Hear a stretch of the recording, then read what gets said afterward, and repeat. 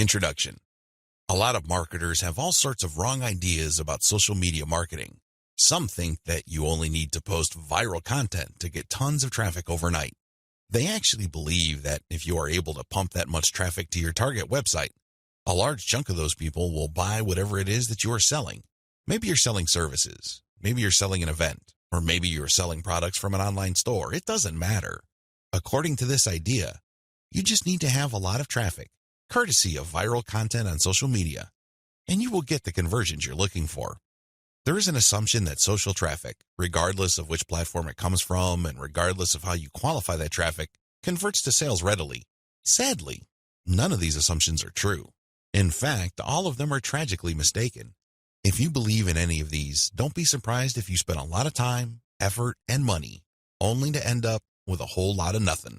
Welcome to the club. Effective social media marketing can be reduced to one metaphor. Master this metaphor, and you probably will make money on autopilot with social media traffic.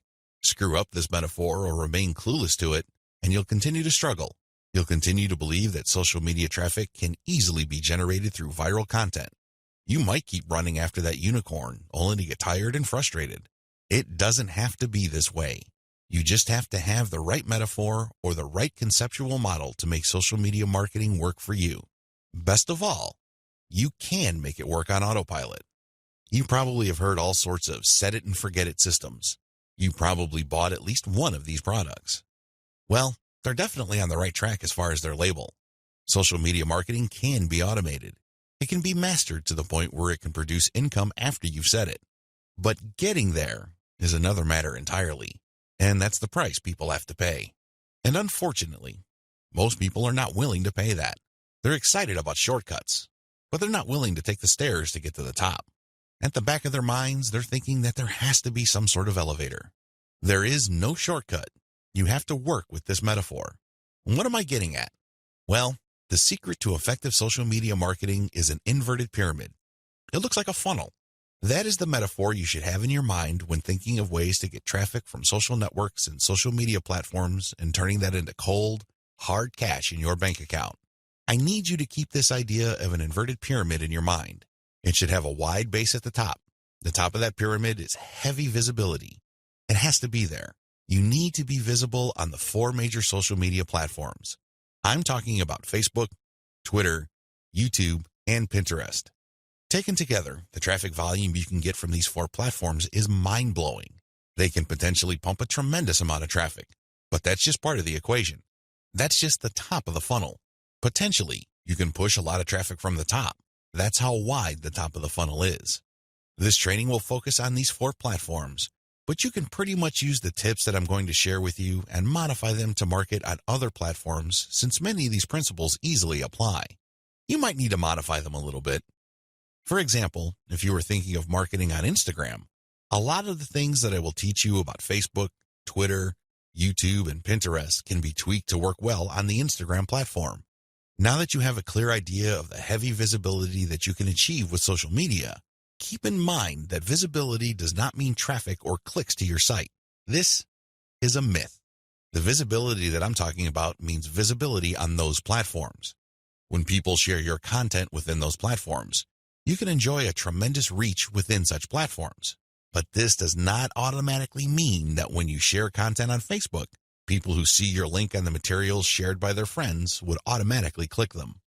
Get the idea out of your head that raw visibility, or as Facebook terms it, reach, automatically translates to traffic. It doesn't work that way.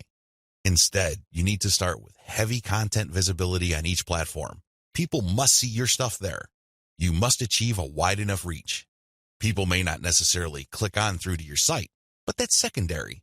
At this point, you just want your brand to be visible. You just want people to become familiar with your brand.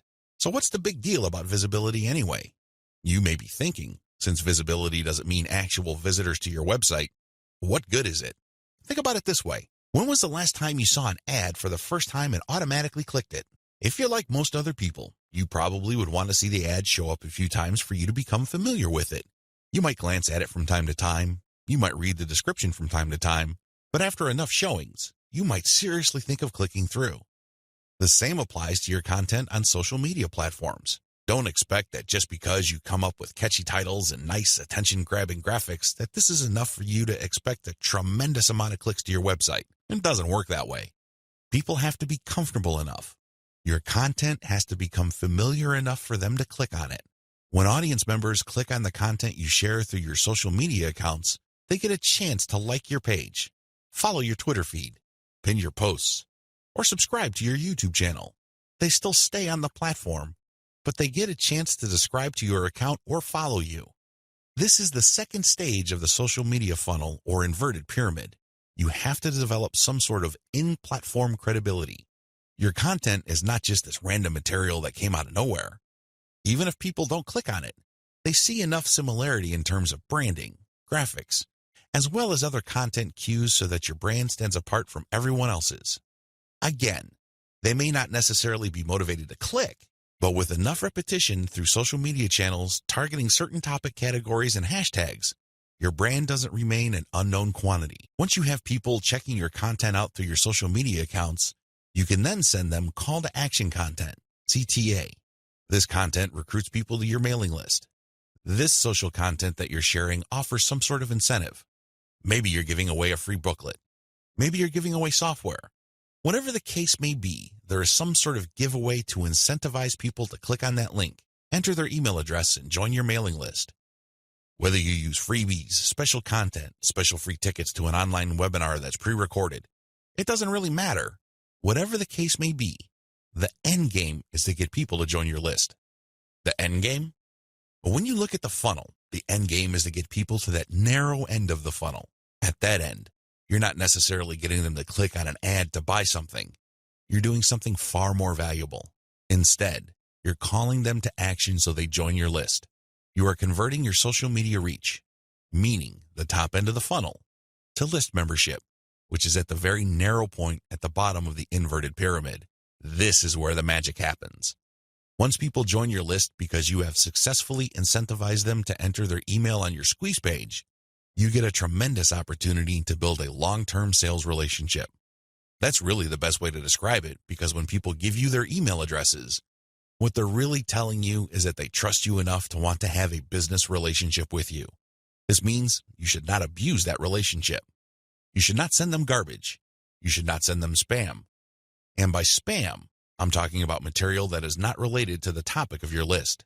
Stay on message, because if you're able to do this, you would have a tremendous opportunity to shape the conversation and continue to sell and convert your list, not just once, not just twice, but over the long haul. There are many successful list marketers who make 7 figures every single year, and all they have is a mailing list.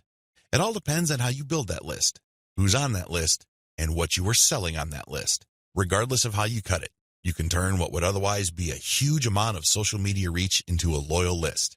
This is the secret to effective social media marketing. You probably haven't heard this before. I wouldn't be surprised, because the vast majority of social media marketing books out there try to trick you into thinking that you just need to harvest all this traffic from social media so people can click like monkeys on the ads on your website. Maybe that worked when Facebook first launched nationally. It definitely doesn't work today. Sadly, this is where too many marketers fail. They screw this up. Now that you know the secret, here's some bad news. This is precisely the point where too many marketers screw up. When they're sending social media content, they promote their squeeze page directly. Although the squeeze page gives away freebies and incentivizes people to sign up, this is too much too soon. And, not surprisingly, a lot of these marketers burn through a lot of exposure just to get people to their list. Worse yet, when these people join their mailing list, they're completely unprepared. They don't know what to expect. They're not properly conditioned. A lot of them are not even fully qualified to become list members. So what do? They end up doing a whole lot of nothing. This is actually the worst kind of list member. It's much better to just have a very tiny list, because if you have a huge list and almost everybody doesn't do anything to put money in your pockets, you're going to be paying for those list squatters month after month. Alternatively, you might attract list bouncers. These are people who join your list just to get whatever premium you're offering, download it, and then promptly unsubscribe. They have effectively bounced from your list. Effective social media marketing. Effective social media marketing means using your social media traffic and highly effective content shared on social media to build successful relationships. Your email list is going to be the platform you will use to convert the relationships made possible through all that social media traffic. You're essentially creating highly targeted mailing lists using content shared on targeted channels on social media. This is the secret to effective modern social media marketing. What social media marketing is and what it isn't. There's a lot of misconceptions regarding what social media marketing actually is. In fact, when you come across people who call themselves social media marketing consultants or practitioners, chances are very high that they will give you different definitions. Part of this is due to the fact that there are many different points of emphasis when it comes to social media marketing. Some people focus on the content. Others pay more attention to the network that the content is going to be addressed to. Others give more of their focus to social engagement. Naturally, to the layperson, social media marketing is a big question mark. I understand if you're confused at this point. In fact, you may be so confused that you try to simplify things in your head and end up focusing on how to get as much traffic for as little effort as possible. That is precisely how a lot of online entrepreneurs and marketers approach social media marketing. Sadly, that is a one-way ticket to failure or disappointment. It's not just going to work out sooner or later. With any kind of project, you have to have the right definition. Otherwise, you're making things harder on yourself. Depending on the definition you go with, you might have all sorts of expectations. And if these outcomes do not come to pass, your resolve and your motivation levels start to suffer. You have to work with the right definition. A winning definition. With all of the above said, what is social media marketing for our present purposes? Well, since this training uses list marketing as its main vehicle for converting social media reach into cold, hard cash, social media marketing is all about content-based audience relationship building. Let me repeat that. Social media marketing is all about content-based audience relationship building. You need to use content in a strategic way. You need to speak to certain audiences and build a relationship with them. This relationship is not this broad word that makes people feel good, but ultimately doesn't mean much of anything. Instead, this relationship has a tangible form. And I am, of course, talking about your mailing list. Once you get people on your mailing list, that's when the fun begins. Everything else is just a workup or a preliminary prior to that point. You need to get people on your list. Social media marketing is going to be your primary vehicle to get people to your list. Everything has to revolve around that list. And this must shape, inform, and guide your social media actions. Managing your expectations. A content-based audience relationship approach to social media marketing sets different expectations compared to other ways of defining this type of marketing. When you read the typical social media marketing book, for example, How to Dominate Twitter, the focus is on traffic. Unfortunately, if that is your main goal, you end up with a the more the better mindset and you feel really depressed at the end of the day because the traffic doesn't come. Even if it does, there's not going to be enough of it. You have set yourself up to fail. When you use a content-based audience relationship building approach to social media marketing, your focus is on getting the right content in front of the right eyeballs to build the right levels of trust. This is a long-term game. It is definitely a marathon, not a sprint. Since that is your expectation coming in, you position yourself for a long-term victory. You're not going to be the typical failed social media marketer who jumps into the game with both feet, only to find out that the traffic simply isn't there. So what do? That's right, they quit. Manage your expectations by focusing on the right definition and you will be okay. The worst thing you can do right now is to sabotage any chance of future success by defining the problem the wrong way and filling your mind with all the wrong expectations. Social media marketing can build brands if. Now that we've defined social media marketing, the next step is to focus on the end result of this content-based audience relationship building approach. If you do everything right, you walk away with a brand. And let me tell you, that is the best asset you will ever have. Now, in terms of real-world traffic, you may get a low to moderate level of traffic. But if you build a solid brand, that traffic is all you need. That is qualified traffic. These are not random people just blindly clicking on links out of curiosity. These are people who are actually interested in whatever it is you are trying to sell. They want to truly learn more. They want to build a relationship with you because they want to know what you're about, like what you have to offer, and eventually trust whatever it is you are pushing. These are real people. And this is only possible if you build a solid brand. You have to deliver solid value. I wish I could tell you that content marketing is enough to do it. I really wish I could say that, but that is not true. That only explains part of the situation. Sure, you have to deliver content that people truly are interested in, but at the end of the day, when they join your list, they are expecting and deserve value. That's how you build a solid brand. When people join your list, they will quickly find out that they did not waste their time because you send high-quality updates that actually add value to their lives. Social media marketing can explode the rate at which brands are formed. That's why a lot of people are ranting and raving about social media marketing. But a lot of them are clueless as to how to build a solid brand. Most of the time, they just stumbled into it. I'll let you in on the secret. It's all about content-based audience relationship building. There are many different parts to that equation, and I'm going to walk you through them in a practical way in the following videos. In this section, I just want you to wrap your mind around the definition and the expectations that flow from it. This is how we tightly define the project that you're going to embark on. Anything less, chances are, you're going to beat yourself up unnecessarily because you just had unrealistic expectations. This is not one of those get-rich-quick schemes. This is not one of those overnight success stories. This requires real work. This is the real deal. Are you ready for the journey? Great. Let's get on to video 2. 8 reasons why you need to do social media marketing. Just to be sure, if you are in any way, shape, or form unclear as to the value of social media marketing, here are just 8 reasons why it needs to be part of your comprehensive online marketing plan. Maybe your current plan puts more emphasis on search engine marketing. Maybe you're currently focused on outreach. Well, those are all well and good. But to really round things out and add a lot more value to your current online marketing campaign, social media marketing has to be part of the equation. It doesn't have to take center stage. It doesn't have to be your overarching priority, but it has to be a part of the total mix. Here are just 8 of the thousands of reasons why your company, regardless of its size, needs to do social media marketing. Reason number 1, social media's huge direct and viral reach. If you build a solid page on Facebook, you develop a direct reach. This means that a certain percentage of people who like your page will see your updates. While it is true that Facebook has been reducing the organic reach of Facebook pages recently, there's a workaround to that.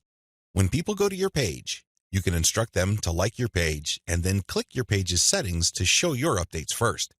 You might want to show a video that teaches people how to do this. You might even post an animated GIF. Whatever you do, clue people in that they can fix their settings to see your updates first.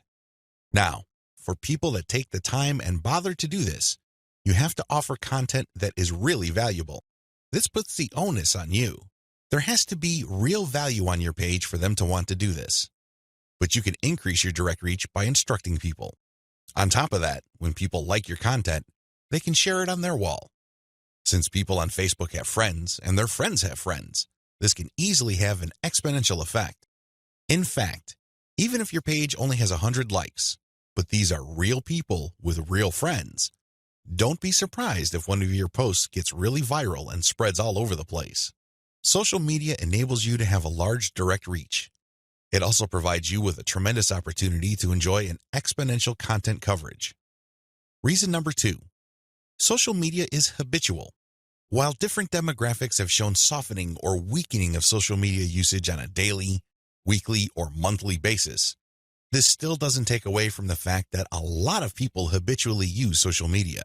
In fact, a lot of people do this the first thing in the morning. When they wake up, they go to their mobile phone or tablet and check their updates. It can easily become a habit.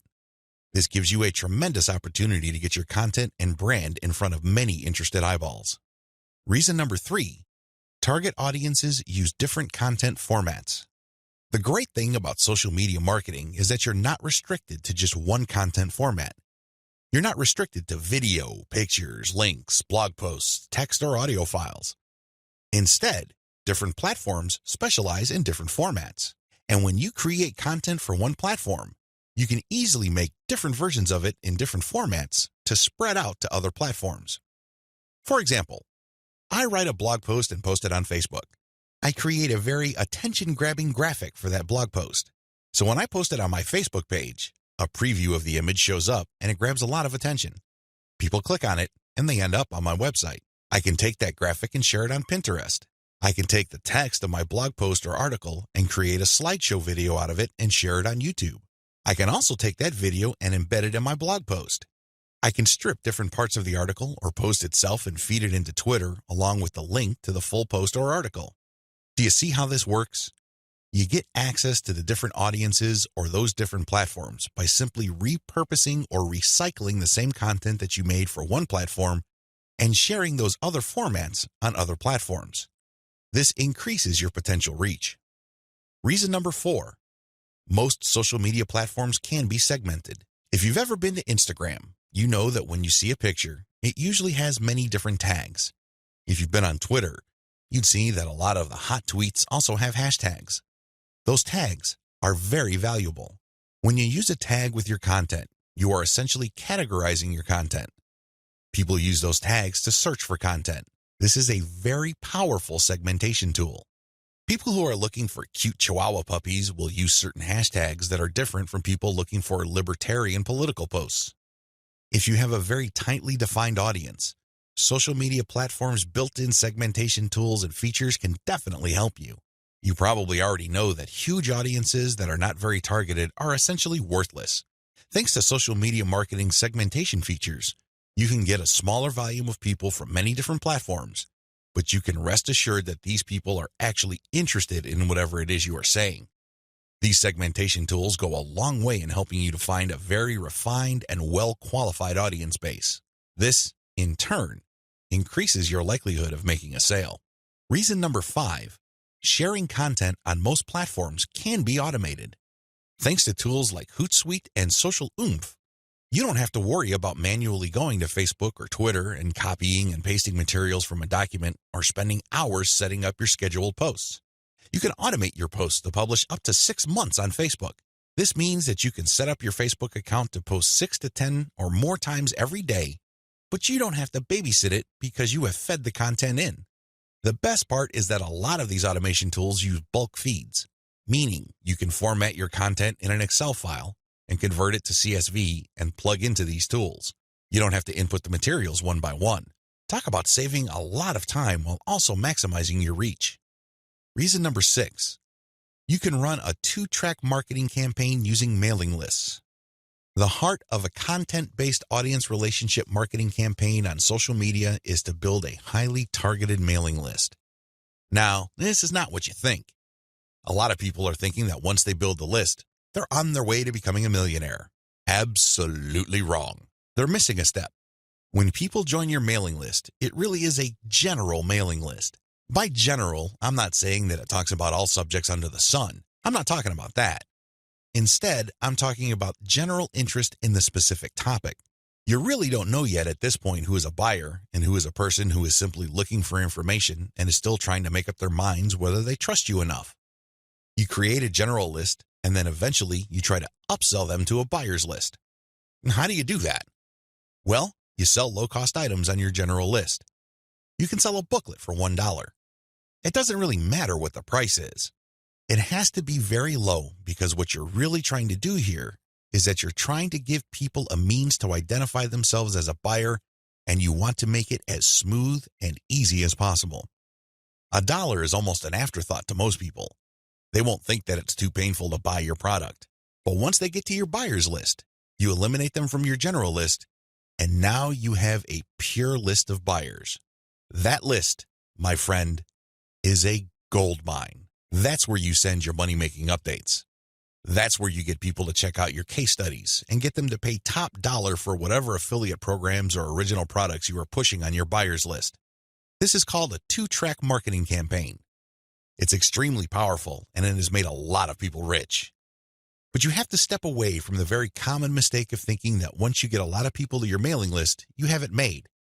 Absolutely wrong. There is another step that you need to take.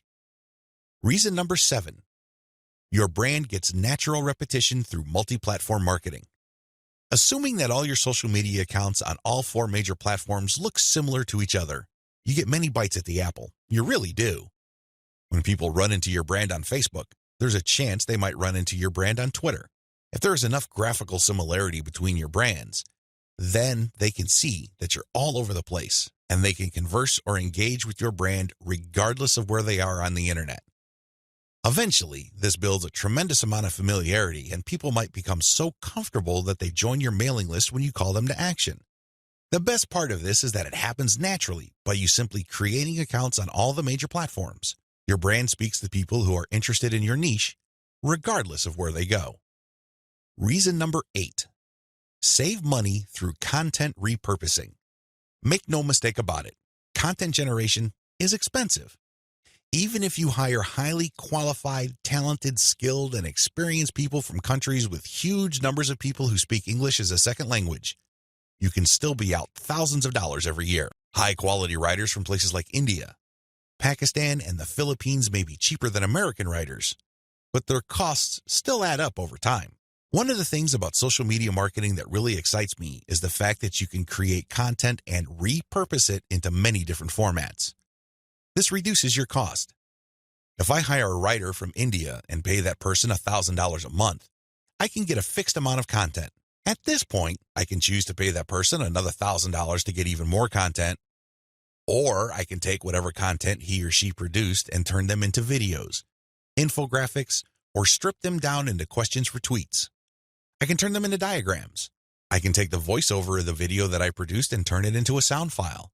I can even make a slideshow of those materials. Once I have all this repurposed content, then I can share them on format-specific platforms. For example, I can share the slideshows on SlideShare. I can post the infographics on Pinterest. I can post the product shots or general product pictures on Instagram. I can post the questions on Twitter. I can also post the videos on YouTube. Best of all, I can post all the formats on Facebook. Do you see how this works? When you do this, you buy content once, repurpose it, and share it so you get a higher chance of getting traffic or visibility with that repurposed content. You're not creating content constantly. In fact, the name of the game is to produce as little content as possible, but market these high-quality pieces widely. This is how you maximize their value. The old idea of constantly publishing content just to get a few eyeballs here and there is dead. Seriously, that's a one-way ticket to the poorhouse.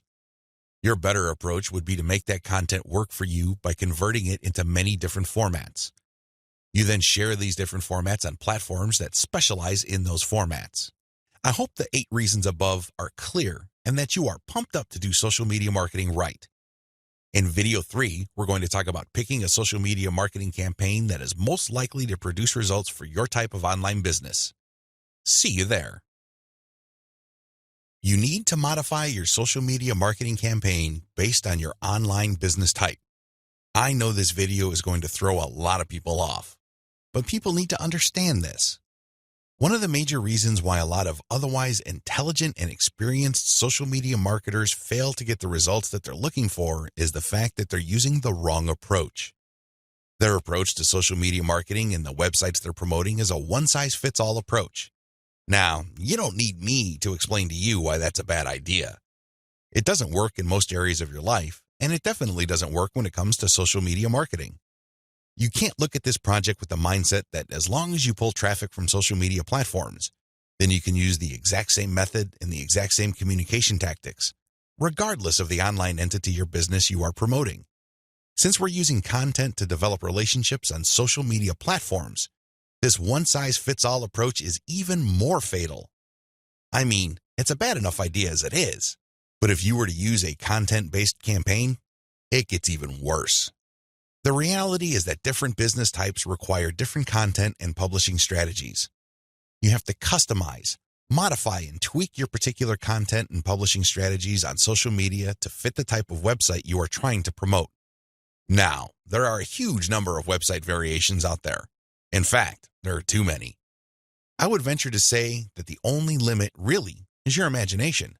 But if you were to categorize these different website types into 4 rough forms, they would more or less fall into the following: publishing, e-commerce or dropshipping, email lists, and traffic sales. Again, there are many variations of these, but if you were to look at the different types of businesses out there, you can pretty much reduce them to these 4 types. When you study these closely, they have different needs. They have different features that must be addressed. Otherwise, you're not going to get the results you're looking for. Unfortunately, a lot of social media marketers would try to promote a blog the exact same way they would try to promote a dropshipping or e-commerce website. Similarly, somebody who is essentially just trying to sell their social media traffic is trying to do content marketing like somebody with a blog. It doesn't work. It doesn't make any sense. The bottom line is obvious. Different strategies require different content types. You must start with the type of online entity you are promoting. Are you promoting a blog? Do you have a website that uses a lot of articles? Do people contribute content? Well, you have a publishing website. Do you have a dropshipping online store? Maybe you built it with Shopify and you use Oberlo to get products from AliExpress.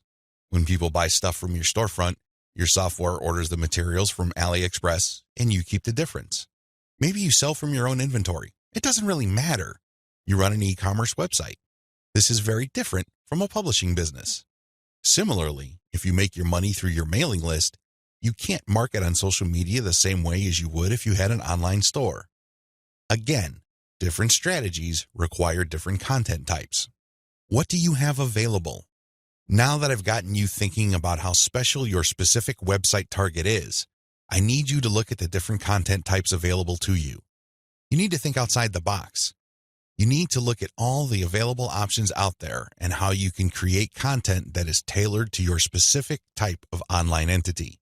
Here are the list of content types you can use to promote different online entities, but your specific focus and specialization should weigh more heavily on certain types of content instead of others. Audio clips, slideshows, infographics, diagrams, blog links, videos. The bottom line, don't just think links. It really freaks me out. In fact, it really saddens me when I see a lot of otherwise capable social media marketers focus almost entirely on spreading their links. They think that this is the end game. Well, yes, links are important. I can see where they're coming from because when people click on a link, that's instant traffic. But you have to understand that depending on the type of target site you are promoting, you would build a tighter brand if you share different types of content. In many situations, you probably would be better off sharing more audio or infographics and diagrams than if you were sharing naked links because people are bombarded with links every single day. You have to pay your dues. You have to become familiar enough to your target audience members using these different content types for them to eventually trust you enough to click on your link. Unfortunately, a lot of people have this in reverse. They start with the links, and when they get desperate, they then use other types of content. At that point, they're a day late and a buck short. Don't do that. Instead, use the derivative content first, and then play up the links. Also, not all of these formats work with your particular style of website. I would suggest that you look at your competitors first and pay close attention to the type of content they are currently sharing. What kind of format do they use? Are they sharing mostly picture quotes? Are they focused primarily on video? Do they have a special fondness for diagrams? This is not random. This is actually telling you all you need to know about how to appeal to your target audience members. This is no time to be revolutionary and come up with something new completely out of left field. That's not going to work. There's a reason why your competitors are not doing this. At this point in the game, you should focus on what everybody else is doing and reverse engineer their formats. Once you have established a distinct brand, then you can experiment with different formats, different ways of doing things, and possibly coming up with something that is distinct to your brand. But until and unless you reach that point, you need to focus first on reverse engineering what everybody else is doing. In other words, let them do your homework. Focus on what they're doing right and build on it. Figure out their areas for improvement and come up with a more compelling offer. Pay attention to what they're not doing. Avoid those because obviously it doesn't pay. I hope I'm being clear here. Make sure that your content types as well as your sharing strategies fit the type of business you're in. A little bit of reverse engineering can definitely go a long way. The classic way to do social media marketing and why it is a waste of your time. Before I jump into the actual meat and potatoes of this training, I need to devote some real estate to how other people are doing social media marketing. I need to do this because it's very tempting for people to engage in the same practices. I can see where they're coming from. It is easy. It's like seeing some chump change in front of you, and it's almost irresistible to fight the urge of bending over and picking up that change. But when you do that, it will throw you off. It will give you a false sense of incentive or reward, and don't be surprised if you end up giving into your worst instincts, only to walk away with less than nothing. This happens all the time because human beings, being the way they are, would always take the path of least resistance. But who can blame them? But by warning you about how this works out, it is my hope that you stay away from this and focus instead on investing your time, effort, and energy on the right way to do things. The classic approach to social media marketing. So what is the classic approach to social media marketing? Well, it's actually quite simple. Whether we're talking about Instagram, Twitter, or Facebook, you need to only follow, like, or friend people who are interested in your niche. You connect with all these people, and then after you have followed them, a lot of them would actually follow you back. For example, on Twitter, for every 100 follows, don't be surprised if maybe 20 to 30 people follow you back. Now, this is where it gets really bad. Classic social media marketers would then spam their followers. They would just send all sorts of unrelated garbage, and then they would unfollow. Do you see the pattern? Follow, get followed, spam, unfollow. I wish I could tell you that they do this sporadically, but instead, these self-professed professional marketers use all sorts of sophisticated software to do this. Up until a few years ago, this worked like a charm. This was a great way to get a lot of Twitter traffic, but not anymore. This pattern instead can get you banned. More importantly, whatever traffic you do manage to get using this tactic is not going to be any good. Why? There's no targeting. You're not pre-qualifying these people who would follow you.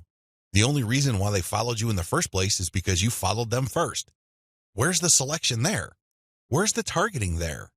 Now, you can make wild guesses, but ultimately, it's a volume game and it leads nowhere. The return on effort is not there. I'm not saying that you can't make any sales doing this technique. I'm not claiming that. But what I'm saying is that whatever rewards you get are not offset by the wasted time, effort, and energy, as well as opportunity costs involved. You're better off using a quality-based approach. Audiences are looking for quality. The bottom line to modern social media marketing is to use quality content. Your content will speak for you. Your content will do the pre-sales job regarding your brand. In other words, your content is your representative. It speaks to the values you want your brand to be associated with. The sad reality, even if the follow, get followed, spam, and unfollow technique still works for some people, the rules have changed. Social media platforms will reward or punish you based on engagement. If you want an extreme example of this, just look at Facebook. Facebook used to be a traffic goldmine. Not anymore.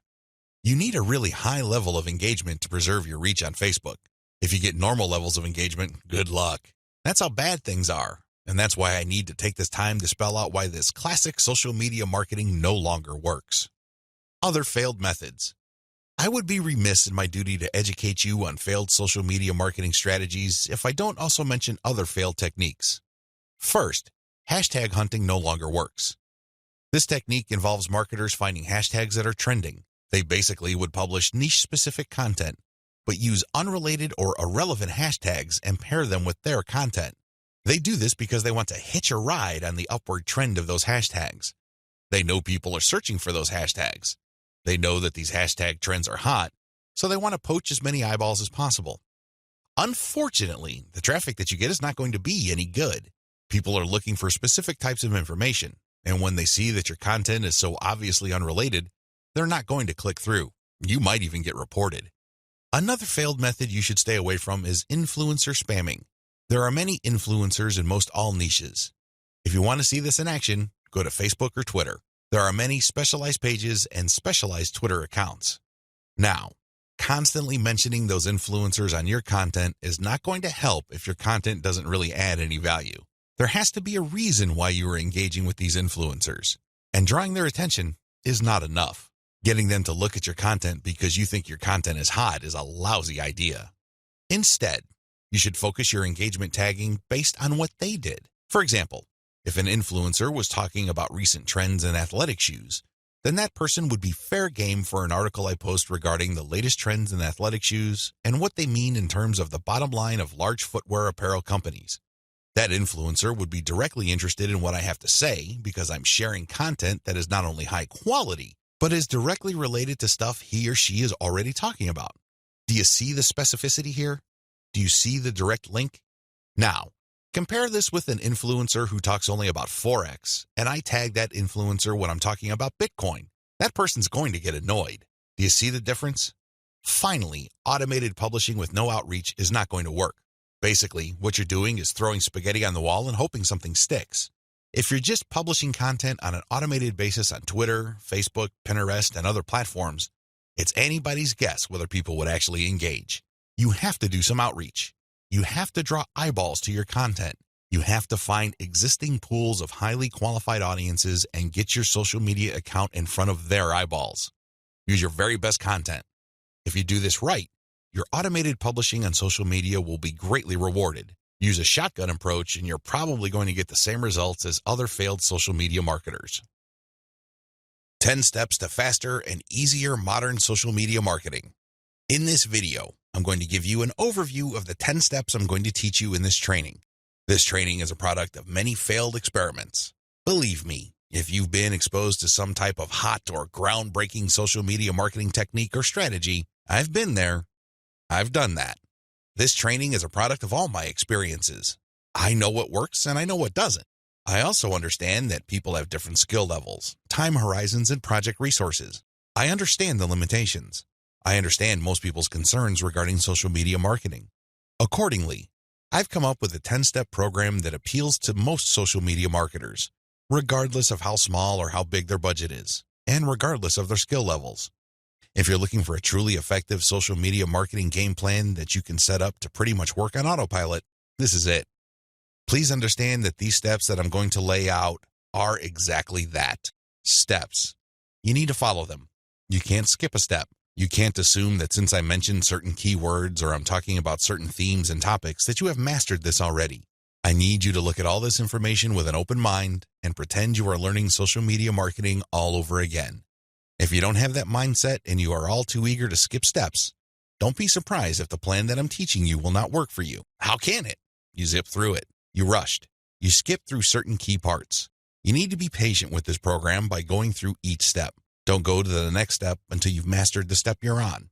I know you're busy. I know you don't have the time, but you need to do this right. Otherwise, you only have yourself to blame if things don't work out. Are we clear? Okay. Here are the 10 steps to faster and easier modern social media marketing. Niche research and targeting. Content curation. Reverse engineer your competition's top content.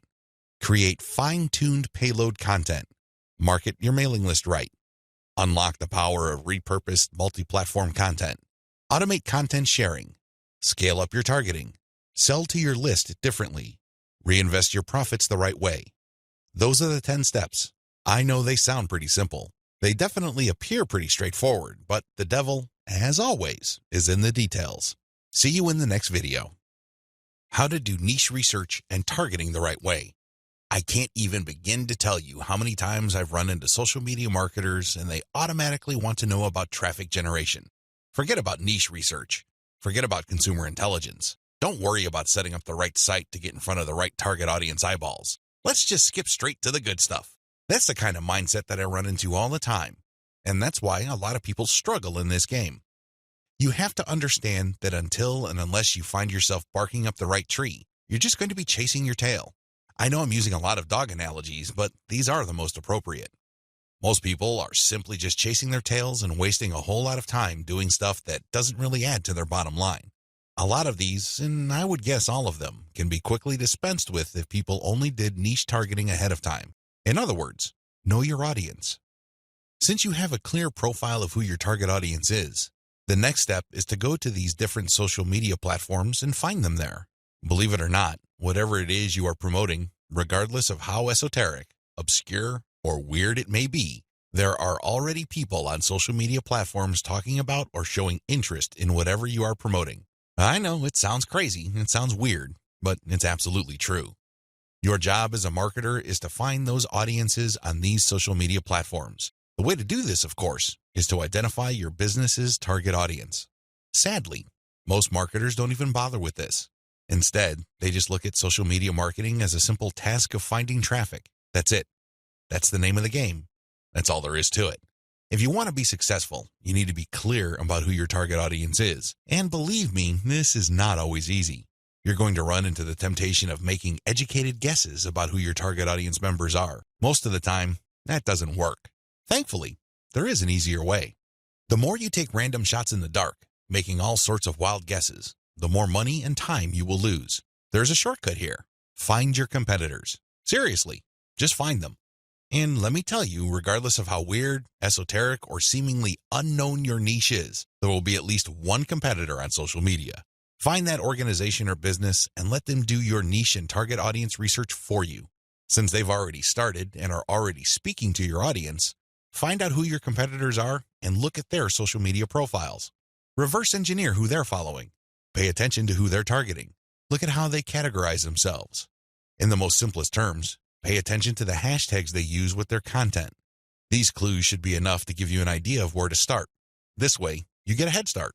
You're not completely stuck in the dark and absolutely clueless as to what to do. Instead, you have some objective, tried and proven information you can work with. Pick your target niche. You have to remember that every business can be positioned in at least one of two ways. The bigger your niche, the more angles you would have at your disposal. You can look at different subsegments of your niche. You need to understand how this works because you might think you have a clear niche, but it may well turn out that there are many different layers or tiers to that niche. There might be different subsegments there. You should have a clear understanding of what your niche is generally and what subsegments exist within that larger niche. Again, you can reverse engineer your competitors to take a stab at this. Regardless, you need to do this. You need to get this information. Now that you have an idea of what your target niche is, go to the different platforms like YouTube, Facebook, Twitter, and Pinterest. Now, look at whether these places have sizable content areas or messaging areas like Facebook pages, groups, Google Plus communities, Twitter hashtags, Pinterest pinboards, and existing YouTube channels. Pay attention to these places and see if your niche is big enough on those different platforms. If you notice that a particular platform doesn't really feature that much content for your specific niche, this is a red flag. The demand may not be there. The audience size might not be worth your while. On the other hand, if you see there's a lot of videos regarding the topics that you're going to be hitting, this may be a good sign. But you need to do another level of analysis. Pay attention to the number of competitors you have. If there seems to be a huge number of competitors fighting over the same niche, then this is going to be a problem.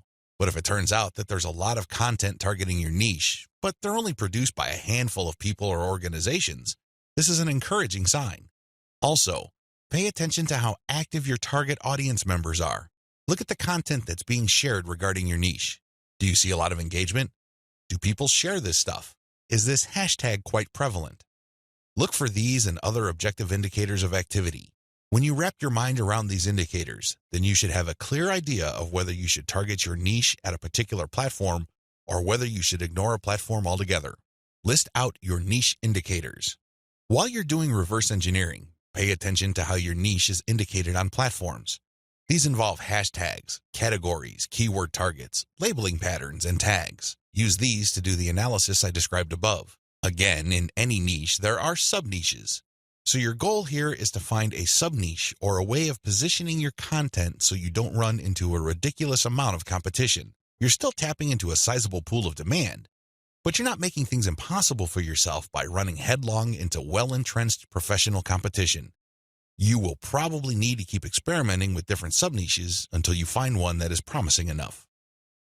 Content curation, your secret social media marketing weapon.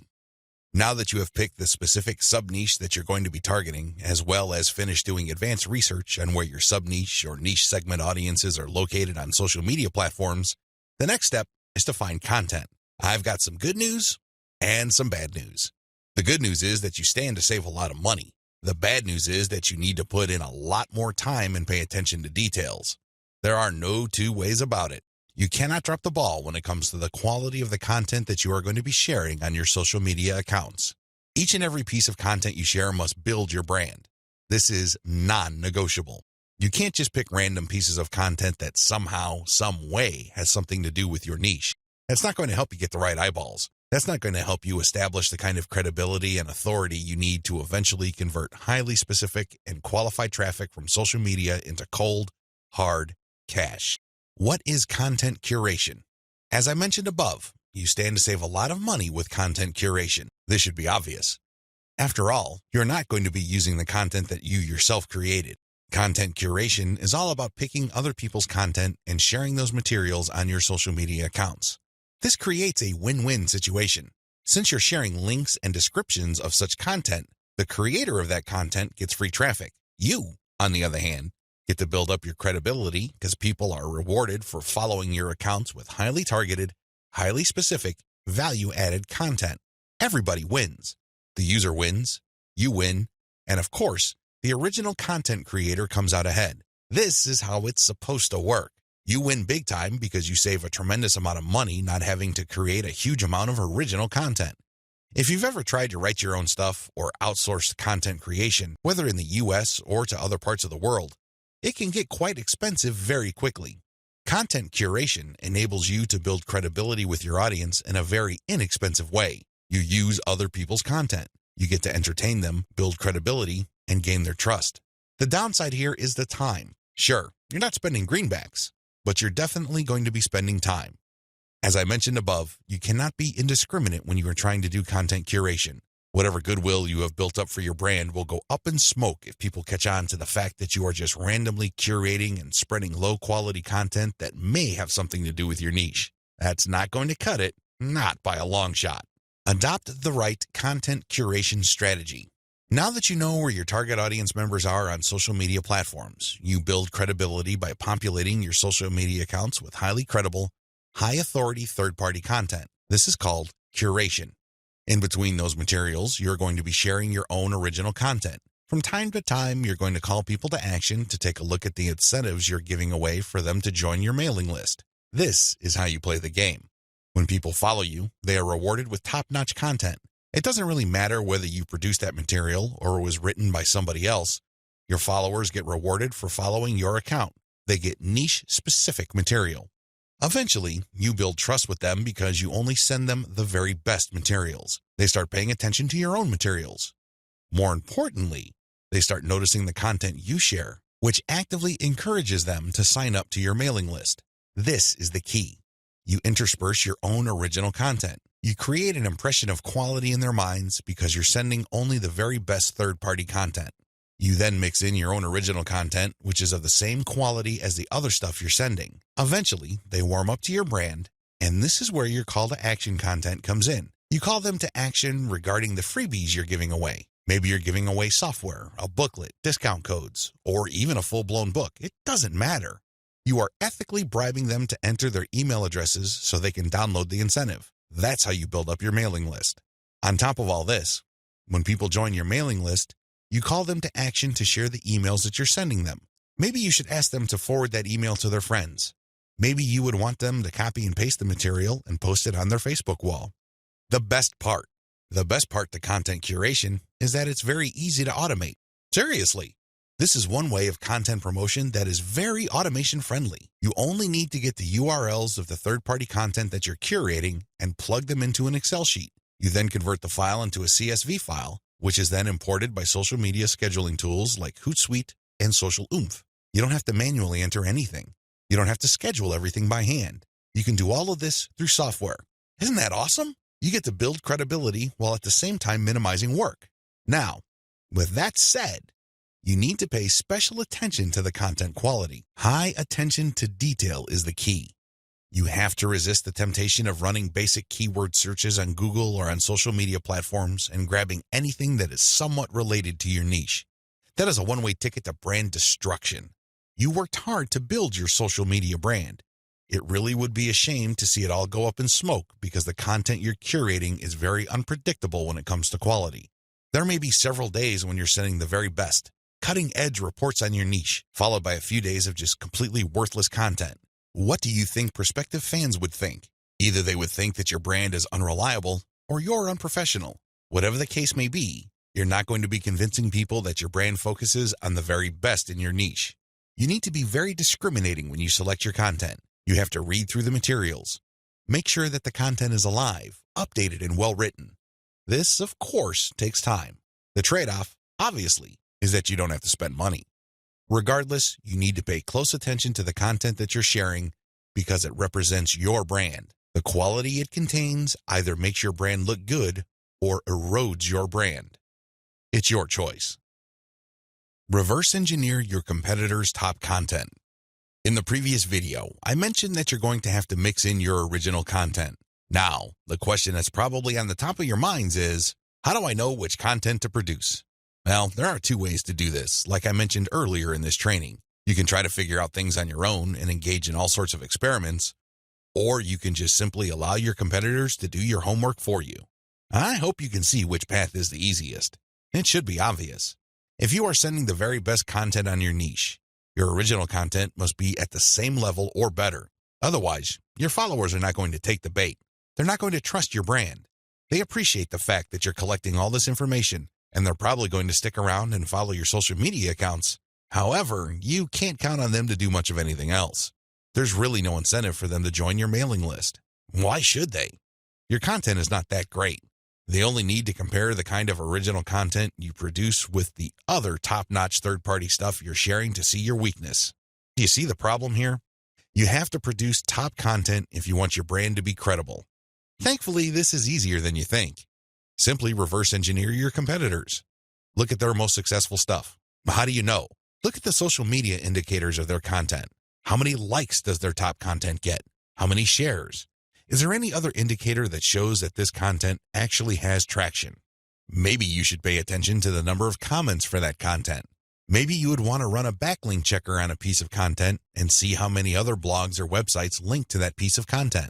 This is how you measure the overall success of any single piece of content so you can use it as a template, if you will, for your own content. I'm not saying that you should rip it off. Instead, I'm encouraging you to use it as a starting point and come up with something so much better. Focus on what works. When you look at your competitors' most social pieces of content, you are basing your own original content on themes and topics that actually work. They have traction with your target audience members. You're not wasting money or time taking wild guesses.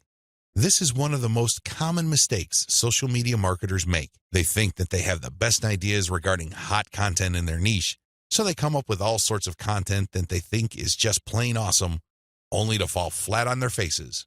I'm telling you, for every 100 pieces of those types of original content, maybe 10 would gain any sort of respectable traction in your niche. It's too expensive, and it burns too much time. Thankfully, there is a better way. You just need to reverse engineer your competitors' most successful content. Use that as a starting point. You can adjust them. You can modify them. You can come up with your own variations. But at least you get a head start. At least you're in the ballpark when you start off. You're not just taking random shots in the dark. Learn from your own success. After you have started curating and mixing in your original content, pay attention to your statistics. They should tell you which of your content gets the most love. If you notice that a handful of your curated third-party content gets a lot of retweets, shares on Facebook, or any other indication of social media engagement, pay close attention to those pieces of content. At some level or another, they struck a nerve. They caught your audience members' attention in a very positive way. Find these successful curated pieces of content and create original versions of them. Similarly, if you have many different original pieces of content, only a handful of them will be really successful. Pay attention to those. Find them. Once you've identified them, create more of them. Focus on the same themes and present similar information the same way. The key here is to focus on what works and expand it and grow it. Ditch the stuff that failed. Build on your strengths. Create derivative, cross-platform variations of your most successful content. Now that you have a clear idea of how to create content that has proven traction, don't just keep reverse engineering it. While you need to continue doing that, you also have to do something else. Create derivative or cross-platform versions. For example, one particular type of blog post does well on all your social media accounts. Identify its themes, pay attention to its patterns, and come up with another blog post. See if that works. If you achieve the same level of success, you're onto something. This is not a fluke. This is not a one-time thing. You have struck on a theme that your audience members readily enjoy. The next step is to take things to a whole other level. Instead of just cranking out yet another blog post, create videos about that theme, make specialized diagrams, produce infographics. Take these materials and share them on social media platforms that specialize in those formats. For example, for blog post URLs, share them on Twitter and Facebook. For videos, share them on YouTube. For diagrams and infographics, share them on Pinterest. Drilling even deeper, look at your hottest blog posts and strip out key questions and use these as leads or titles for tweets. Tweet the same content several times over the course of a week. Of course, don't drop it all in 1 hour, but space them out. Still, when you use the right questions, you become very visible on Twitter. Pair these with the right hashtags. The bottom line, the great thing about content curation is you save a lot of money, but you are also positioning yourself to build on your strengths. You focus on things that you're doing right and figuring them out so that you can predictably produce successful content. Now, this is not going to happen overnight. You have to keep experimenting until you find the right themes that consistently work with your audience. Fine-tune your payload content. As I have mentioned previously, you can come up with your very own content based primarily on the social signals of the top-notch third-party materials you are curating. Put simply, when you are going through your research, you will keep coming across certain pieces of content which get a lot of engagement on social media.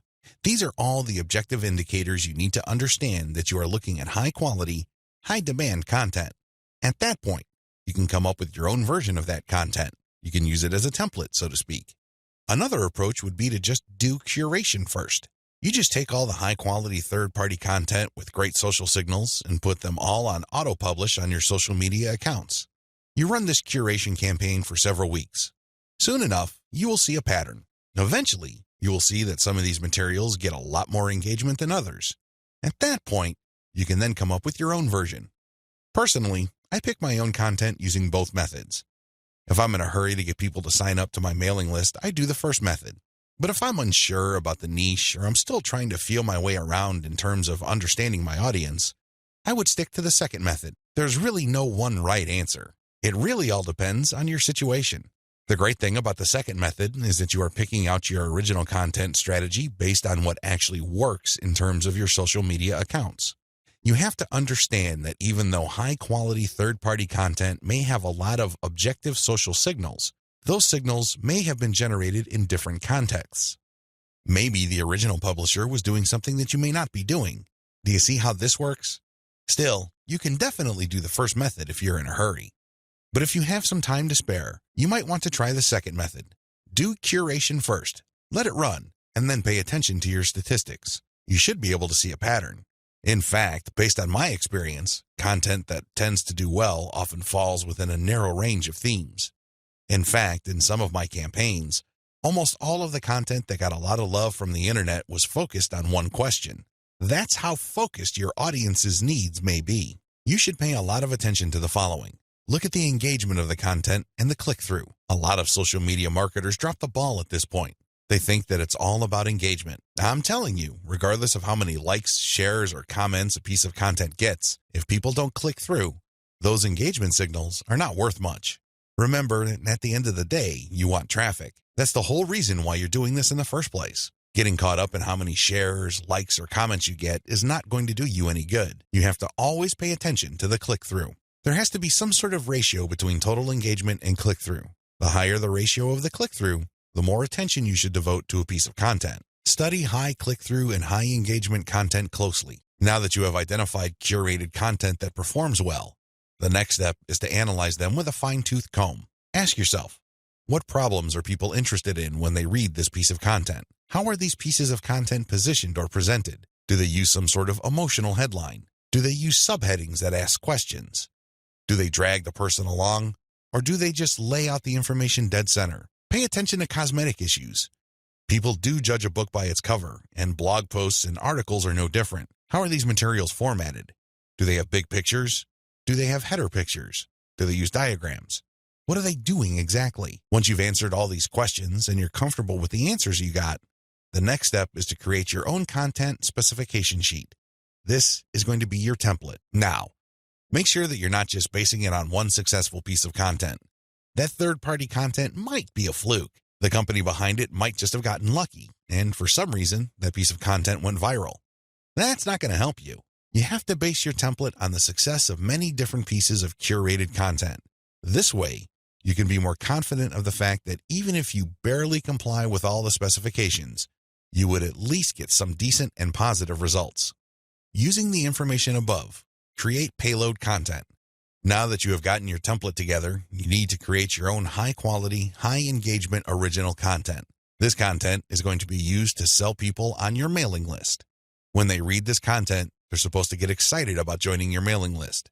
This is content that is most likely to be credible and most likely to be shared. Are you excited? Well, don't get too excited. A lot of people jump in with both feet and they end up sabotaging themselves because the payload content they create looks like an advertisement. That's obvious spam. Nobody's going to trust you with that. You're obviously trying to pull tricks and play games. That's not going to work. Instead, the content must be informative. Think of it as an infomercial. You're selling something, that much is obvious. But people have to walk away with solid value. You have to walk that tightrope. There's a thin line between shoving stuff down people's throats and providing solid value without asking for anything in return. You have to come up with a decent compromise between the two. The bottom line is, whatever you do, the content you produce must be valuable. It must add value to the lives of people reading your materials. That's how you build credibility. That's how you get people to get excited about your mailing list. Remember, your list is supposed to add value to their lives. It's going to be very hard to give that impression when the content that you share is worthless. I hope you can see that. I'll see you in the next video. Market your list right. Now that you have figured out your payload content, the next step is to understand what kind of giveaway you're going to have to use to get people to sign up for your mailing list. In an ideal world, people can see the value you bring to the table. They only need to look at the content you share as well as the crucial information they get from your premium content. They see this premium content and they see what you're about, what you have to offer, and why it's such a good idea to sign up to your mailing list. Unfortunately, things don't work out that way. Even if you have the very best blog posts and articles on your website, people still need a push to sign up to your mailing list. This is where incentives come in. You're going to offer free, high-quality premium content, but you're going to repackage it in a way that people would appreciate. Maybe you put in a book. Maybe you come up with some sort of cheat sheet or resource sheet. Or perhaps you can strip it all down into a booklet or even convert it into software form. Whatever the case may be, this premium free giveaway content is going to act as an incentive for people to join your mailing list. They get a copy of whatever it is you are giving away for free in exchange for their email. I call this an ethical bribe. You're bribing people to sign up to your list. Normally, they wouldn't. Only a very few people would take the time and bother to sign up for your list, regardless of how awesome your blog posts and articles are. That's just the reality. Finding out what to use as an incentive. I hope you can see the logic behind giving away freebies so people can sign up to your mailing list. People need a push. People need some sort of extra sweetener to get the deal going. They need something extra to get them off the fence and onto your mailing list. Now, the next step is to figure out what kind of incentive to give away so people would join your mailing list. The good news is, you don't have to start from scratch. You don't have to take wild guesses. You don't have to take shots in the dark. When you pay attention to your top-performing original content, you should have all of the information you need to come up with a compelling incentive. For example, if you run a gardening blog and you notice that a lot of people click on share and otherwise engage with your content on tomatoes, it's probably a good idea to come up with a free giveaway book on how to build your own inexpensive tomato greenhouse. You see how this works? Pay attention to your best-performing original content. Look at the questions they answer and look at the questions they fail to answer. This way, you can use your popular content as a launching area for your incentive content. You let your readers know that if they need more information, and they will because the content that they're enjoying or missing certain items, they should click on this link. That link, of course, is your squeeze page. The squeeze page advertises your giveaway and lists out the reasons why people would want to download that giveaway. It's pretty straightforward. You're just offering premium content that your other freely available content is already pointing to. They're pointing to that content because they don't contain that material. They do a good job of building credibility and authority. They do a great job adding value to the lives of your readers, but it's also obvious that there are certain parts that are missing. For those extra materials, they have to sign up. It's absolutely free. It doesn't cost them a dime, but they need to sign up to your mailing list. This is how you set up your mailing list. It has to be closely tied to your premium content. Coming up with incentives or freebies that look like they came out of left field because they're unrelated to whatever it is you're currently doing is not a good idea. Chances are quite good that you're going to fail. When you come up with incentive content that is directly related to the materials you're already sharing, you create a feeling of value. There's also a feeling of exclusivity. After people have seen your content and have become aware of what you are and what your brand is about, you let them in on a special premium. This is a special deal that other people who haven't accessed your brand have no idea about. Position all your original content to push your mailing list first. To play up the value of your incentive content, you first have to promote the value of the mailing list. I know this sounds counterintuitive, but if you think about it, it makes all the sense in the world because, in reality, it's the mailing list they're signing up for. The freebie that you're giving away is just a bribe. It's intended to get people to enter their email address and nothing more. If you were to use all your original content to play up the fact that people can get this additional content, don't be surprised if people sign up to your list and quickly unsubscribe because they really don't care about your list. Again, you're walking a tightrope here. On the one hand, you want people to get excited about the premium you're giving away for free in exchange for their email address. On the other hand, you want people to see the value that they would get by being members of your mailing list.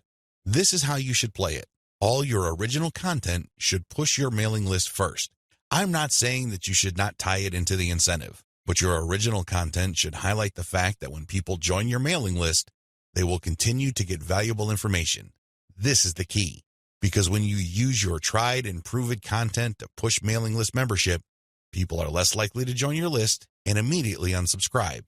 They are aware of the value that the list can possibly bring to their lives. You then play up the premium content as part of the membership. In other words, it's an extra. It's not the main focus of the list. Keep the list separate from the premiums you use to get people to sign up to your list. I hope this is clear because you want to play up the list first, but it must be obvious that you are using the premium content, whether it's a free book, a booklet, a cheat sheet, some sort of pre-recorded video, or something else, as a means to get people to make a decision. That's the bottom line. You want the incentive to push people to make a decision to join your list, but all your original content, and your website by extension, should push the reader to see the value of being a list member. A lot of social media marketers completely blow this. They think that it's all about marketing the incentive. Well, to continue with the example I raised earlier, what happens after you get people to sign up to your list in exchange for the greenhouse guide? That's right, nothing. Why? You played up the value of the greenhouse guide to such an extent that people are clueless as to what other value they would get from your mailing list. Indeed, don't be surprised if people start reporting your list as spam after you start sending them updates.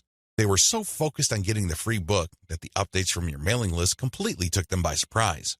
This happens all the time because of faulty messaging on your blog or website. You cannot afford to play the game this way. You worked hard to pull all this social media traffic to your site. You spent a tremendous amount of time, effort, and resources to build a solid brand. Unfortunately, you're dropping the ball if you market your mailing list this way. You must sell the list first, but the incentive must be used to push people to make a decision. This is the proper order of priority. Anything else will fail. Set up your squeeze page for maximum social appeal. As I mentioned earlier, you should use your content to push your mailing list. You should use your content to upsell your squeeze page.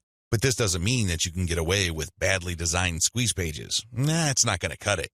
Your squeeze page must be well designed. After all, this page is a specialized recruitment page. When people get on this page, you have to make the case as to why they should join your list, and not just for the incentive.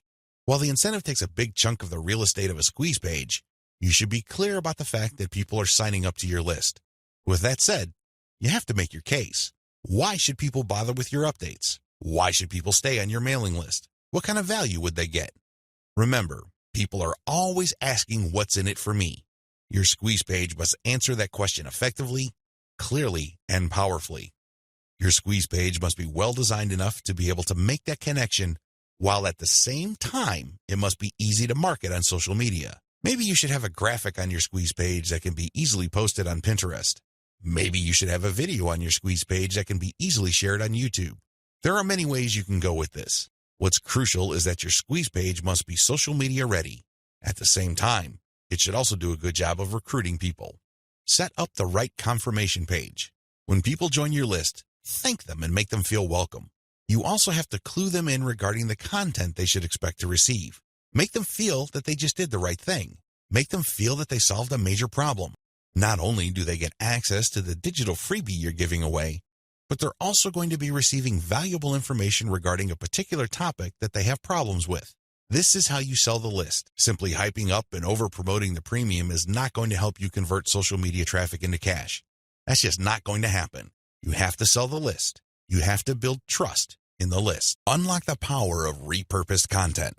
I've already described this in an earlier video, but this topic is so important it deserves its own standalone video. When you create original content for your blog or website, you already know that this content has some sort of traction in your niche. You already know that there is a significant amount of demand for this particular type of content. Not only did you base your decision on the social signals of your reverse-engineered competitors' content, but you're also picking out content choices based on your own statistics. In other words, you're basing your best content on tried and proven material. You're not taking shots in the dark. You're not taking wild guesses. You're not crossing your fingers and hoping that something sticks. Instead, you have based your decision on what actually works. Congratulations, but you shouldn't stop there. Once you have noticed that this content really performs based on the amount of clicks as well as the social media engagement it gets, the next step is to repurpose that content, turn them into other types of content, and reshare them on platforms that specialize in those content types. For example, if your blog post is getting a lot of retweets and clicks, you might want to strip the blog post into questions. This isn't all that hard because if you look at any type of content, it consists of answers to questions. The questions may not be obvious. The questions may not be plainly stated, but the content is meant to address certain concerns. These concerns can be reworded into questions. Strip your most powerful and best performing content into a series of questions. Each question then is linked to the article or blog post that answers it. Tweet these and pair them with niche-specific hashtags. By using automation tools, you can rotate different questions that essentially promote the same piece of content. Since you're rotating hashtags, there's a high chance that different people looking for different segments of your niche would become aware of your tweet and possibly click through. Another thing you can do is turn your article into slideshows. Each article brings to mind many different mental images. Come up with different pictures for each of the topics raised by your article and create a simple slideshow using PowerPoint. Share these PowerPoint presentations on SlideShare. You can also use other tools to create a video from your slideshows. Once you've created these videos, you can obviously share them on YouTube.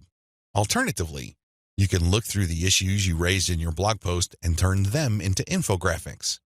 Infographics are essentially stripped-down graphical forms of articles or blog posts. They focus on the most important points you raised and make them easier to understand by the viewer by converting them into pictures. Share these infographics on Pinterest.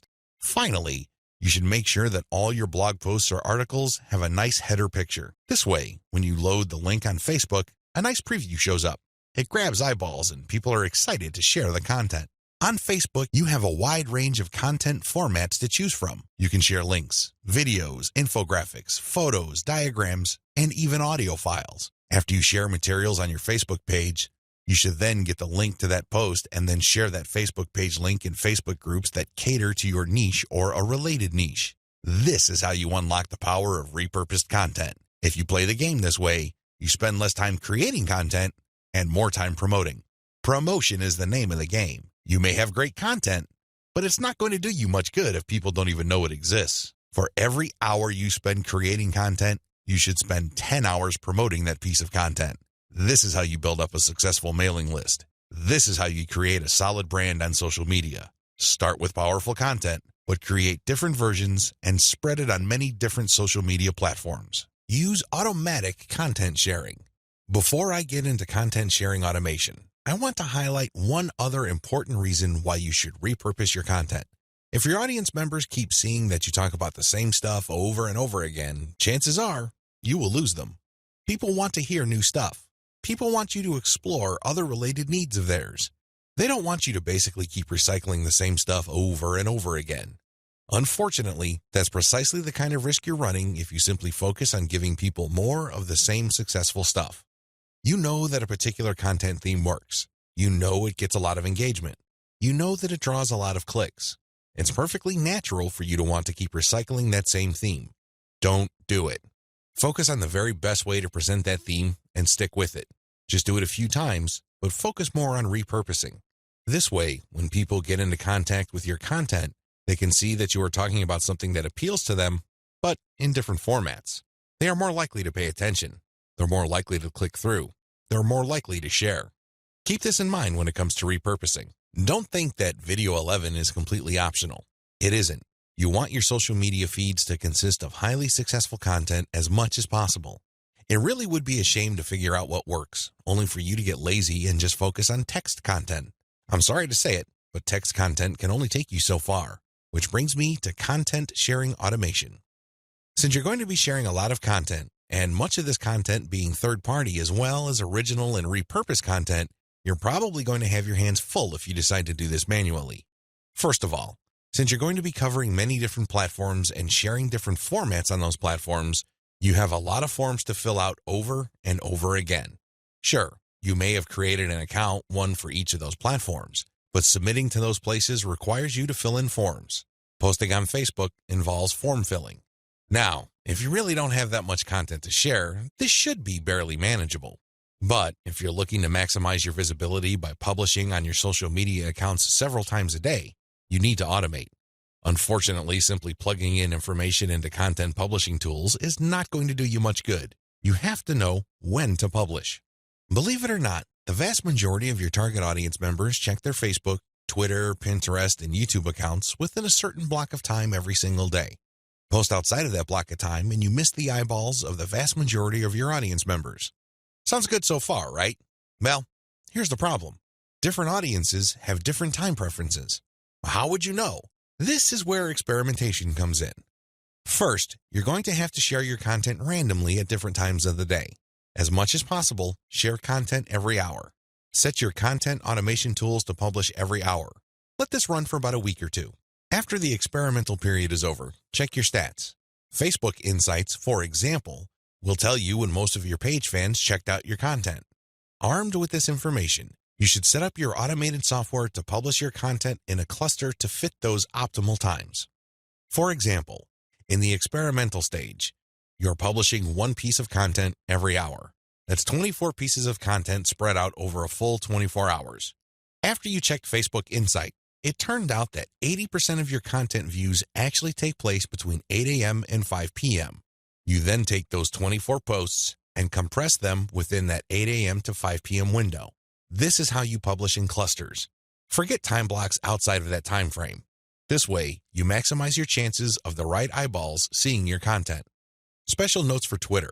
If you're going to be publishing on Twitter, republish your content many times during the day at the most optimal time frame.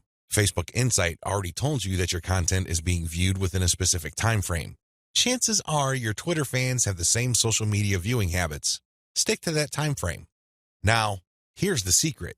Set up your automated content publishing tools to tweet out your best content many times during that time frame, but you also have to rotate different hashtags. This way, you can reach different people looking for hashtags that are related to different subsegments of your niche. Special notes for Facebook. When publishing to your Facebook page, don't hesitate to publish original content that you have published before. Try to avoid publishing only once. Instead, you should sandwich or schedule this republished successful content in between high-quality, curated content. This way, people get more exposure to your best content. Once they click through, you get yet another chance to recruit them to your mailing list. Remember, when you share high-quality third-party content, you're not getting the traffic. You're building credibility, but you're not getting potential list members to your squeeze page. That's just not happening. When you share your own original content, you get a chance to recruit them to your squeeze page. Keep this distinction in mind. This is the reason why you should republish your most successful content by interspersing it with top-rated, curated content. Scale up your targeting. When you're publishing on Facebook and Twitter, you can use hashtags. This is definitely true with Instagram. Regardless of the platform you're on, make sure you play around with how you categorize or tag your content. In any niche, there are many different tags available. Experiment with these. See which tags get the most attention from the social media platform you're sharing a piece of content on. Of course, you're not going to find the magical combination of hashtags overnight. That's not going to happen. This is one of those things that you're going to have to find out by doing it over a long period of time. Still, when you run these experiments, a pattern should emerge. Sooner or later, you would discover that certain hashtags produce a lot more results than others. They draw a lot more eyeballs. They get a lot more attention. Most importantly, they get a lot more engagement.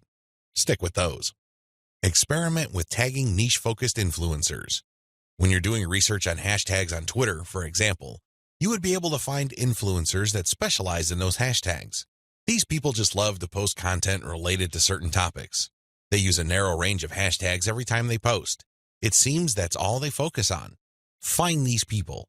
Look at their content. Are people retweeting them a lot? Are they getting a lot of love for their content? Do they get a lot of engagement? Are people responding via Twitter? It should be fairly easy to see which accounts are influential in your niche and which aren't. Don't just focus on how many followers they have. Instead, look at the total amount of engagement they get, and also pay attention to the ratio of followers they have to the number of accounts they follow. For example, if I find Mike Smith to be a big poster in my niche because it seems that he just seems to rotate among the 10 hashtags that are most relevant to my niche, I look at his followers in relation to the number of accounts he's following. If he's only following one person, yet he's being followed by 15,000 people, Mike Smith might be an influential person. I say that he might be because I'm also going to have a look at the engagement levels of his posts. Are his posts getting a lot of retweets? Are a lot of people responding? Are a lot of people clicking the heart icon? If his content has these factors, then his account is probably worth following. Most importantly, you should tag influential people on Twitter when you post.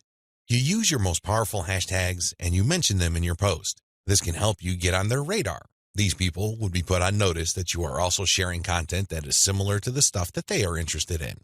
If they check out your stuff and they like what they see, don't be surprised if they share your content with their following. Engage with them. Let them know about your questions or suggestions. In fact, you should engage with them so much that you can possibly create a relationship where they would publish your guest posts if they're bloggers, or discuss whatever it is you're doing on their social media platforms. At the very least, when you partner with them, they become part of your content distribution network. In fact, a lot of them can even get you interviewed on influential blogs in your niche. Don't think that influencer engagement is simply restricted to tagging people. That's just the beginning. That's actually the tip of the iceberg. They can do so much more for you. You just have to continuously engage them and be social. This doesn't mean that you have to kiss their butt. This doesn't mean that your stock response to all of their posts is amazing post or great post, I love it. That's not going to work. That's not going to push the ball far enough. You have to actually engage. And oftentimes, this might seem like you're criticizing them. This might seem that you are offering a negative view, but you need to get their attention. You need to bring home the point that you actually know your stuff and that you are also credible in the same niche space. That's how you get them to take you seriously. That's the kind of engagement that builds respect. Otherwise, you're just going to look like another member of the choir. They really don't have any incentive to interview you or post your guest content. Why should they? You're not really sharing any information or suggesting any points of view that are different or distinctive. Experiment with paid traffic. Only after you have spent a lot of time drumming up free traffic from social media marketing should you even think of buying traffic. I know this sounds a bit extreme, but it's the absolute truth. Why? Well, in the beginning, you don't know when your target audience members will be reading your content. In the beginning, you don't know what their demographic breakdown looks like. How many males compared to females are in your audience pool? Do males or females like certain types of content that you share? What are their age ranges? Where are they located? I hope you see the big picture here. You have to use free traffic to do initial audience intelligence. Once you've gotten all these important insights, you can then start paying for Facebook ads and other platforms' ads. If you start any earlier than this point, you probably would end up wasting your money. Study your statistics first. Pay close attention to audience patterns. Take out ads based on these patterns. Sell to your list differently. At this point, you have turned social media traffic into list members. Congratulate yourself. You've managed to do something the vast majority of social media marketers cannot do, or, worse yet, don't even think about doing. It's quite an accomplishment. Unfortunately, even at this point, it's still too easy to drop the ball. In fact, a lot of people who have mailing lists stay with one mailing list. They think that as long as people who visit their blog sign up to their mailing list, they're good. Well, at a certain level, they're correct. A certain percentage of those list members will buy affiliate products that you promote on your list. A certain fraction of your mailing list will buy your original products. Some may even visit your online store and buy merchandise. But the problem here is that if you accept this scenario, you are settling for cents on the dollar. You really are. Don't you want to maximize the value of all your hard work, focus, and energy you invested in your venture? Wouldn't you want to maximize your return on effort? If you want to get maximum results from your mailing list, You have to sell your list differently. There are really no two ways about it. Every other approach would lead to, at best, mediocre results or, at worst, no results at all. Keep the following tips in mind. Use different content on your list. When people join your mailing list, chances are they joined because they got exposed to some of your content. They already know what you talk about. They are already familiar with the quality of your content. They understand the themes that you focus on. That's why it doesn't make any sense for you to feature the same exact content on your list. Sure, you may make some changes. You might change the title. You might even switch things around. But people aren't dumb. They can see right through that. They can see that you are recycling content and feeding them stuff that they have probably seen before. Do you think this kind of practice builds confidence? Do you believe that doing things this way will build trust? Of course not. You have to use different content. What kind of content will you have to use? Well, first of all, you already know what your most popular pieces of content are. Start with these. No, I'm not talking about republishing them. I'm talking about analyzing them and seeing where the gaps are. Are there any questions that are left unanswered? Are there any questions that were raised by the answers that you gave in those popular pieces of content? These should be enough to get your mind going as to the kind of finely tuned, high-value content that you're going to be sharing on your list. Remember, your updates are the ultimate reward to your list members. Sure, you may have positioned your squeeze page to reward subscribers with a premium, but once they downloaded that premium, they really have no other incentive to keep reading your emails. Do you see how that works? So do yourself a big favor and make sure that the update content you send is the reward. That's how you get people to open your emails and read your materials over and over again. Reward them for being on your list. Don't drop your guard. Don't take it easy. Don't give in to laziness. This is your time to rise and shine. Everything else that happened before this was just a dress rehearsal. This is it. This is where the rubber meets the road, and you better perform. Use premium content. If you really want to hit the ball out of the park with your mailing list, send updates that really highlight how original the content is. Well, how do you do this? Use social proof for case studies. These are testimonials of people that have taken your advice or who have experienced certain things that you talk about. When people read these stories, they can't help but be engaged. They can't help but be absorbed into the narrative. These people sharing their testimonies are real flesh and blood human beings with real problems that your readers can relate to. That's the kind of compelling content that will take your list to a whole other level. Why? Most of your competitors are just recycling their stuff. Sure, they're recycling their best stuff because that material is tried and proven, but they're not really distinguishing themselves. They're not really doing their brand any favors by taking the easy way out. You have to commit to doing things differently. This is how you build loyalty around your content. Remember, when you're running a mailing list, your content is composed of the emails you send out. No more, no less. Upsell, upsell, upsell. I can't say the word upsell enough. If you want your list to make money, you have to upsell. Now, you don't have to be a hero. You don't have to overdo this. You don't have to come off like some sort of super salesman. If you're like most people, you know how annoying pushy salespeople are. You probably will push back. You will probably tune them out and unsubscribe. I can't say I blame you. That's how most normal people respond to pushy salespeople. By upsell, I am just telling you to send content that highlights a problem and a solution. That's all upselling is. You remind people of their range of problems, and you remind them of certain solutions to them. Now, of course, just like with most things in life, there are good solutions and even better ones. Your job is to send email updates that get people excited about finding a solution and laying out common solutions that are good, but are not the best. What you're doing here is you're drawing their attention to the very best solution to their problems. For example, if you run a social media marketing mailing list, you can tell people that creating picture quotes and videos from pictures is a great solution to their original content needs. But an even better solution would be to automate these materials where people just click on images and all of a sudden, a video is created. It saves a tremendous amount of time, effort, energy, and most importantly, the created video would then automatically be uploaded to their social media accounts. That's the kind of distinction between good enough solutions and obviously superior solutions. That's how you upsell people to your list. You're still providing value. You're still answering their questions. You're still addressing their needs. But you're laying out a range of options. They can try to do things on their own or try to do things the way most people handle the problem, or they can try something else. When they look at that something else, that's when you sell your affiliate product, your original product, or your service. Regardless of how you do it, you need to upsell, upsell, upsell. I wish I could tell you that this was easy. I wish I could tell you that this is just a simple matter of laying out some alternatives and then playing up the best solution. The best solution, of course, pays you a commission and you make money off each sale. Unfortunately, it's not that easy and it's not that simple. Here's the reason. When people join your mailing list, they actually have different motivations. Some people are there because they just want to get the freebie, but they're too lazy to unsubscribe. You cannot really get rid of these people. These people don't open your emails. They cannot be bothered with reading your emails. They really don't do you much good. In fact, they can harm you because if there's enough of these list squatters on your list, your mailing list provider will charge you more money at the end of every month. You have to actively filter out your list based on open rates so you can get rid of these individuals.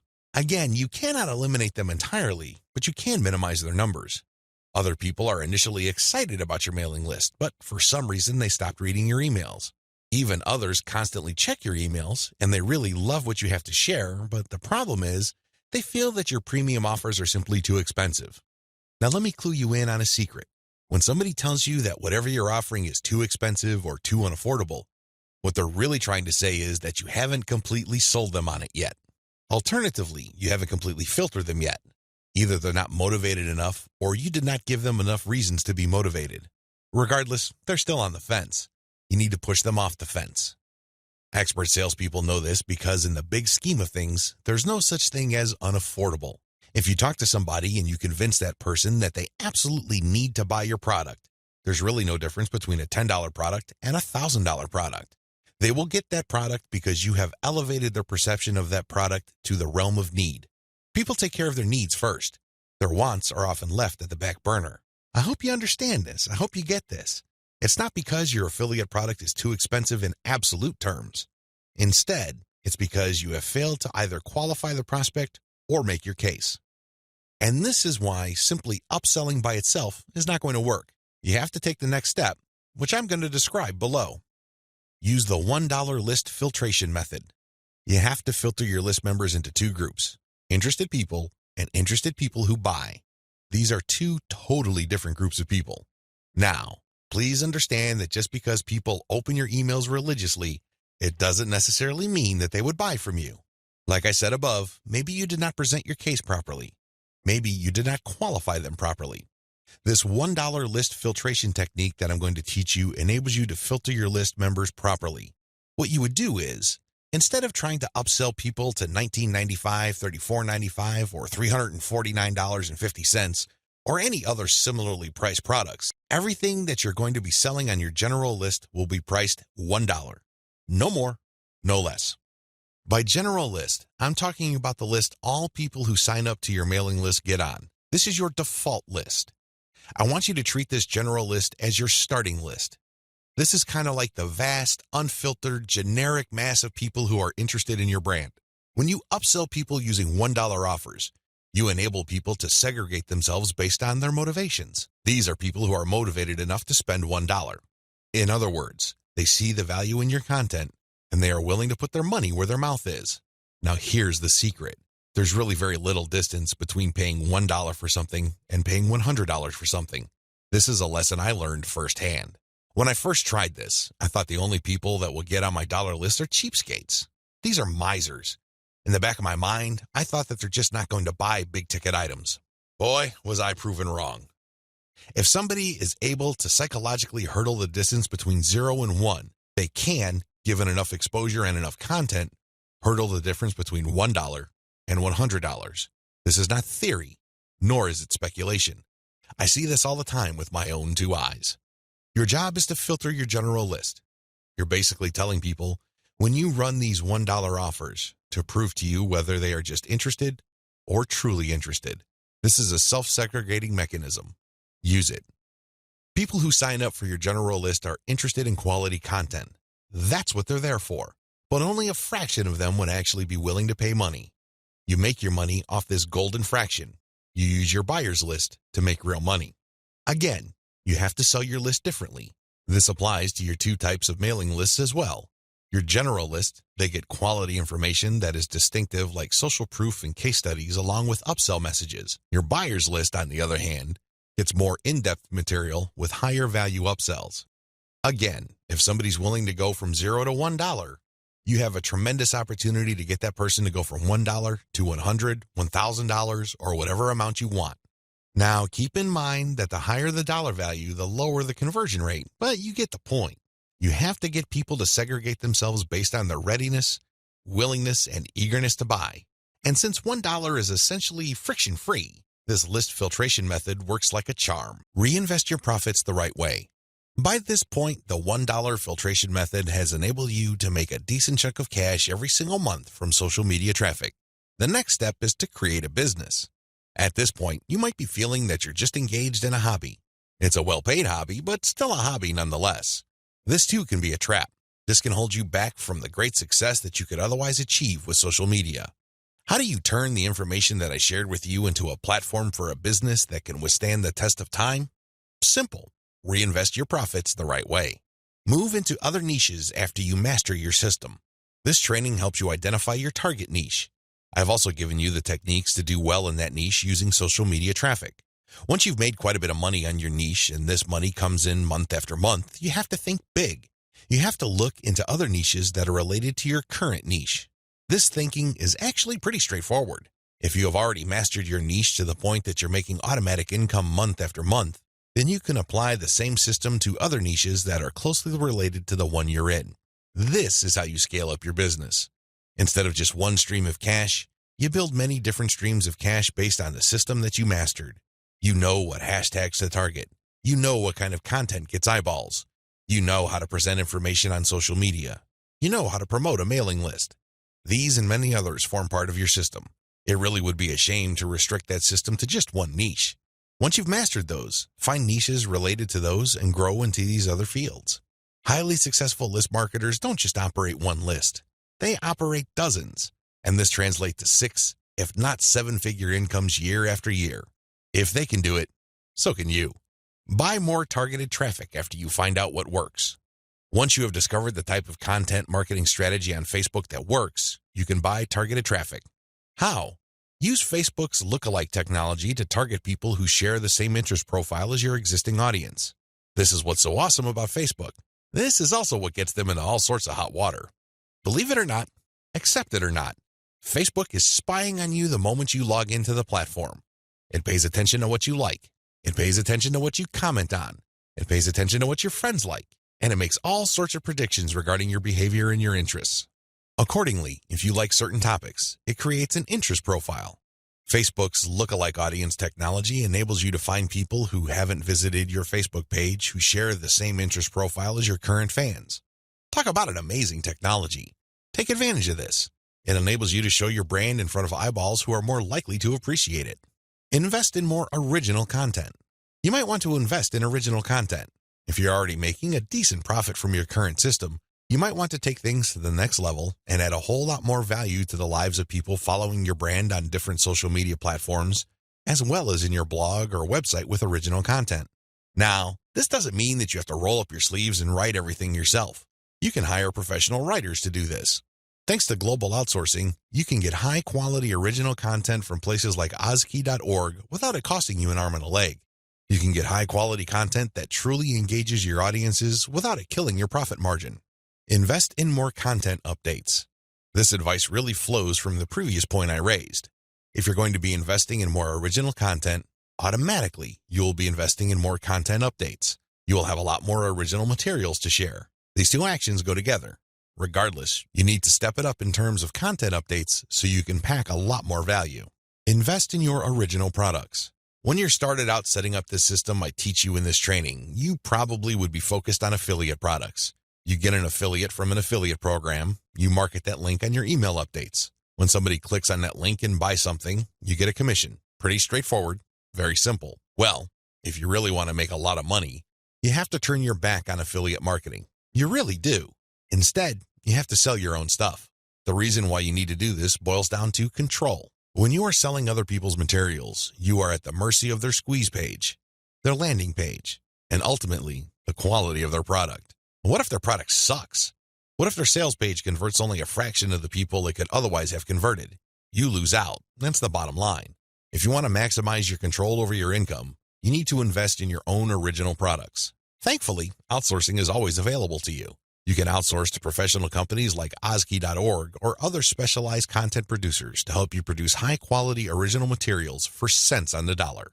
Sell your own video-based membership courses. The main problem with product sales online is, by and large, you're selling the item once. Somebody clicks the buy button, they pay, they get access to the download link, and that's the end of the story. They already have the product. They can enjoy it, they can throw it away, they can do whatever they want with it. But the transaction only took place once. Wouldn't it be awesome if people keep sending you money every month? Wouldn't it be great if you get recurring income? Well, that's exactly what you can enjoy when you sell your own video-based membership courses. For example, if you have a gardening blog, you can set up a video-based course where you teach people the ins and outs of garden cultivation. Every single month, each member's PayPal account or credit card account is billed a certain amount. You don't have to lift a finger. And this goes month after month after month until they cancel. The best part? You shot the videos once, yet you make money off them month after month. How awesome is that? This is called passive income.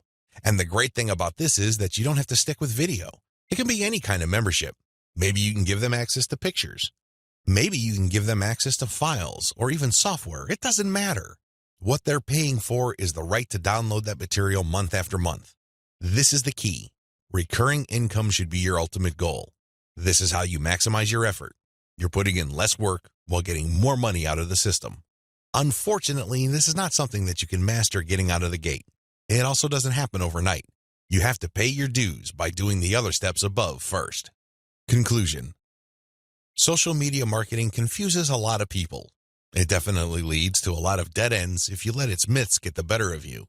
This training shines a light on one effective way of using social media exposure to turn social media reach into cold, hard cash in your bank account. While I'm not claiming that these steps are easy, they are doable. You just need to follow instructions. You need to conduct experiments and focus on what works. The key here is to use this information to fit your particular set of circumstances, to produce practical, actionable steps that you can use to earn a truly passive income. Don't move one step ahead until you've mastered the previous step. Now that you have all the information that you need to succeed, please understand that none of this will make you rich if you let it stay in your head. Not in a million years. You have to take action on them. You have to get that sense of urgency that you need to make this information a reality. The longer it stays in your head, the less likely your finances will change. Give yourself a deadline. Commit to a firm start date. Once that date comes, start. You don't have to be a hero. You don't have to hit a home run the first time you step up to the plate. As long as you're making a small step forward, that is good enough. Why? A small step forward is still a step forward. You have to keep doing it. You have to take step after step. It doesn't matter what side of the bed you woke up on. It doesn't matter what you're feeling. None of that matters. What matters is you stick to the plan. If you're able to commit and focus, you will succeed. I wish you nothing but the greatest success. Thank you for watching this training.